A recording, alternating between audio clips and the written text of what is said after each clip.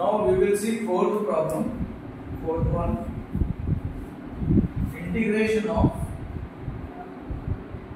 e power a cos x plus b into sin x dx.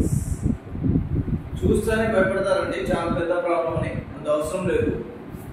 దీనికి మనం a cos x plus b is equal to t తీసుకోవాలి. ఇక్కడ differentiation apply చేయాలండి. Differentiation with respect to x on both sides. Okay na? Okay. d by dx of a cos x plus b d by dx of p. Clear? Okay. Then ఇక్కడ వచ్చేసి a అనేది constant కాబట్టి బయటికి వచ్చేస్తుంది d by dx of cos x d by dx of b dt by dx. అర్థమైందండి? ఇక్కడ d by dx of b అంటే 0. Okay, cos x అంటే d by dx of cos x minus sin x అవుతుంది. minus sin x plus 0 dt by dx minus a sin x is equal to dt by dx. ఈ side పంపించేసి okay, minus ఈ side పంపించేసి అప్పుడు ఏమైంది మనకి a sin x dx is equal to minus dt. Clear? ఇవన్నీ తీసుకొని పోయి ప్రాబ్లం లో సబ్స్టిట్యూట్ చేయాలి.